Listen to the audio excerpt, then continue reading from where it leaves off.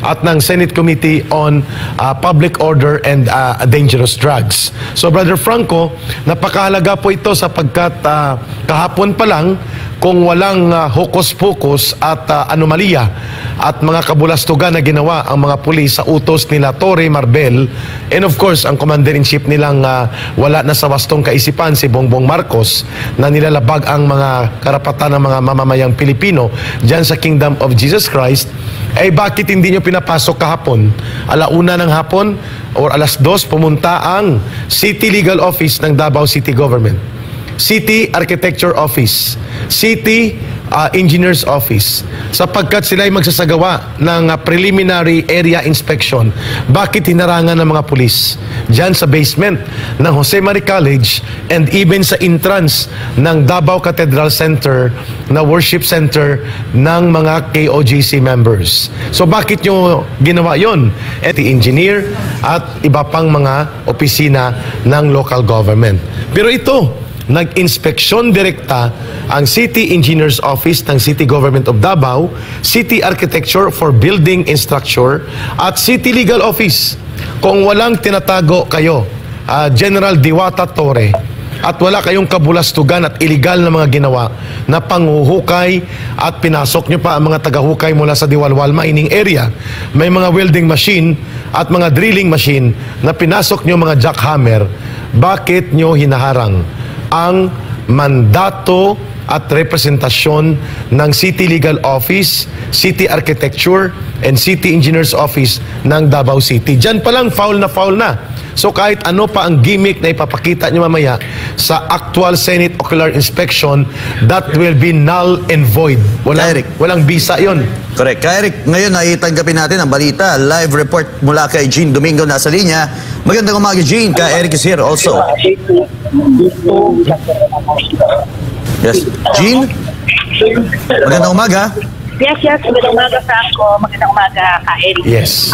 Kanina nga, bago mga alas 7 maaga pa, ay nagdating na nga yung mga advance party ng ating mga senador. At ngayon, kasi kapuyan na kadarating lang, si Senator Ronald Bato de la Rosa. At pinag-usapan nila ngayon ng kanyang staff, kasama ng ating abogado, Senator Torion, ang usan sila, iikot. So anytime from now, ay simula na tayo. Simula na siya mag-ikot dito sa ating compound. Kasama rin ng media, dito na sila dito kanina with PHR, Napolcom, ay nandito na rin sa ating compound ngayong araw. Oh, Jean, mabuti naman at nabuhay ang patay na opisina na ang tawag ay Commission on Human Rights, at kung hindi pa nagkaroon ng on-site Senate investigation and inspection ay akala natin patay na ang opisina nito, at mabuti naman at nag-i-exist din pala ang National Police Commission. Ano ang kaganapan ngayon? At nakikita namin si Senator Bato de la Rosa. Sa katedral. Sa katedral ba yan, partner? Oo. Hindi pa sila pinapapasok? Hindi pa, kinakausap lang niya yung mga nadaanan niya, mga kapulisan na nakabarikada dito sa gilid ng katedral. Medyo malayo ako sa kanya, hindi ko marinig kung ano yung pinag-uusapan, pero medyo seryoso yung mukha ng ating senador na kinakausap para kinukusta yung mga kapulisan dito sa harap ng katedral. Jane, aside from Senator Bato de la Rosa, did you or do you see other senators na nasa loob na ng compound or other city government officials like Mayor Basti? Siya pa lang po ang unang dumating dito ngayon. Si Senator Bato pa lang ang unang, maliban sa mga advance party ni Senator Christopher Bongo at nga yung mga ibang mga media, ay si Senator Bato pa lang yung unang dumating dito sa ating compound. So ngayon, papunta tayo sa may JNC compound. Sige. At JNC, sa Maria College. Ayan, si Senator Robin Padilla, Sister Ayan, Jean. dumating na siya. Oo, Yes. nakikita namin. Opo. Yeah. Nandito tayo ngayon sa harap ng ayan. Anong susunod na hakbang nila? So may hihintayin ba nila ang ilang mga dadalo muna bago isagawa ang inspection? O paano ang gagawin na proseso dyan sa kanilang gagawing ocular inspection, Jing? Hindi ko lang siguro. Kanina kasi nung dumating advance party, parang hiwa-hiwalay sila. Pero ngayon, nag-discussion ko, pipilitin ko makalapit sa pinag-uusapan nila kung sabay-sabay ba o Mga kababayan, live report po tayo mula sa Davao Compound. We have now received and confirmed the presence of Senator Bato de la Rosa and Senator Robin Padilla. Ang ating kasamahan sa SMNI na si Sister Jean Domingo ay dumidikit po para makuha na ng audio live feed. Yes. Ang kaganapan, sabi ni Brother Franco nga, mukhang ito ay preliminary preview pa. Kasi wala pang ibang mga senador. Kahapon, it was confirmed by Senator Bato de la Rosa, Gin, no? Ito na. Baka may update na, Gin, parang pumasok na eh. Dahan lang, pinapasok tayo. Makapasok din kayo. Dahan lang. Makapasok din tayo. Ayun. Okay. O si Mary College ba ito, Gin? Cathedral. Cathedral. Okay, so after 2 weeks, nakapasok din tayo dito.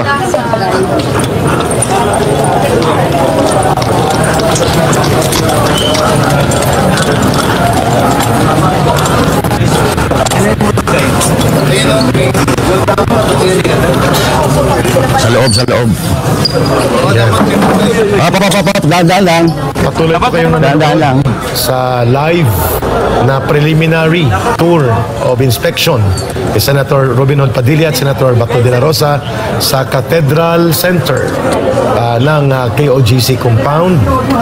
Ginawang command post ito ng mga pulis at may mga kung ano-anong ginawa din sila sa loob for almost 2 weeks.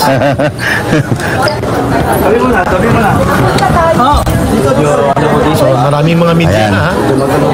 na iba-ibang mga media group ang nandyan maliban Okay, so sa ito, SMNI pa. after 2 weeks, nakasok na ulit tayo dito sa katedral.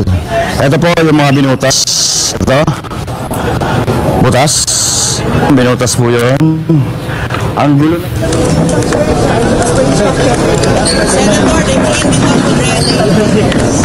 Wasak na. May mga tape na. Oo, napasok ka pre. Jean, are you still there? Ayun, tama yun. So, ito. Yung sinasabi ni Secretary Abalos. Ito. papunta daw sa ano. Can we get the audio with Senator Bato? Yan.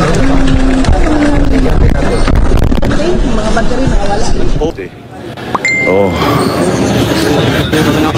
Ito yata yung ano eh.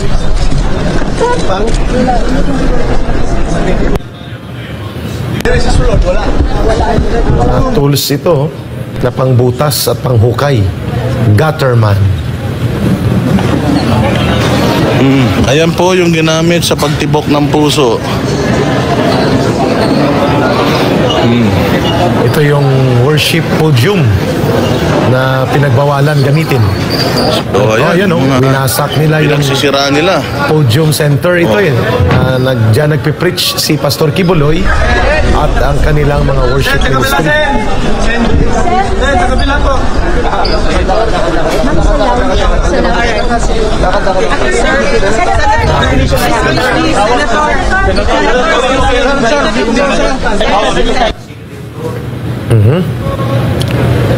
Brother Franco, can you describe how Yes. sacred this place for the KOGC? Yes.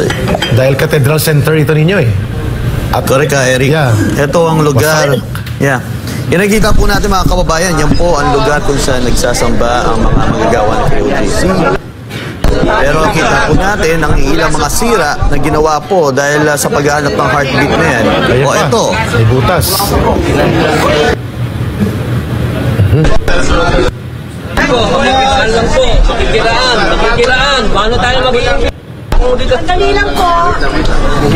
Paminawan na to. Di kami dekorasyon dito. Kasi na magtrabaho. Sa Senator Rosa, sa paminawan sa Ayun. So nilalapitan po ni Senator Robin Padilla at ni Senator Bato de la Rosa ang isang istrukturang winasak sa loob ng Cathedral Center na malapit sa worship podium. Dito po ang worship and preaching podium nila. Ayan, no? Kitang-kita mga kababayan, hindi yata nahabol ito na sementohin nila Torre.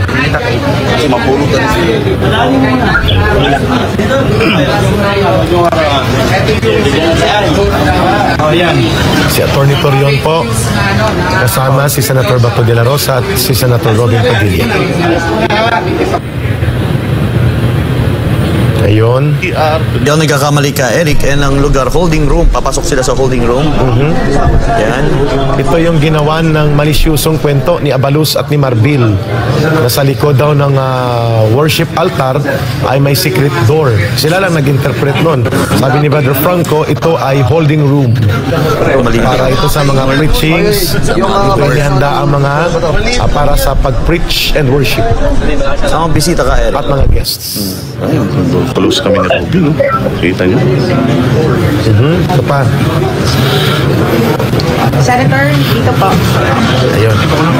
Sir, dito po. Yung bong na may... Pagkasira, tatlong area ang sinira.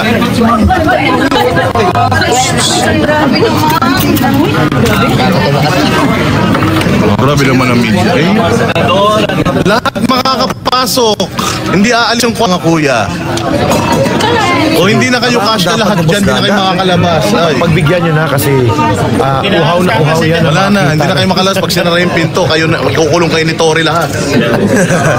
Pagbigyan nyo na, pagbigyan. Pagbigyan nyo na. Geng, geng.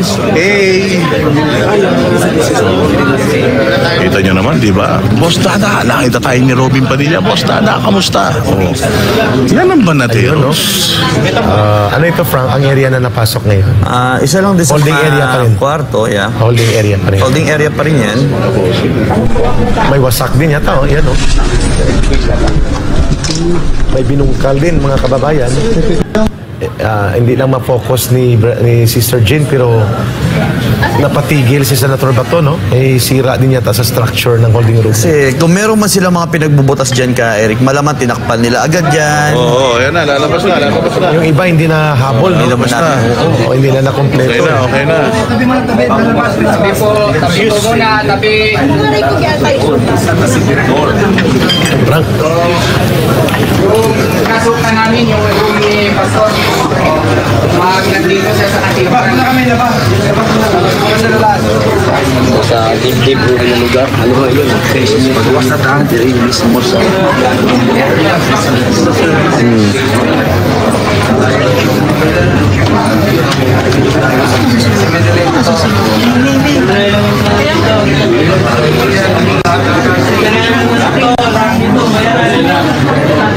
Ayan, pasok tayo. Ako magpapakita ka la kuya ng ano, nung dugo. Yung makita yung dugo na nakita ng ano, Soko. Pasok tayo ngayon. Ayan, papakita natin sa kanila. Kasi nandito ang CHR.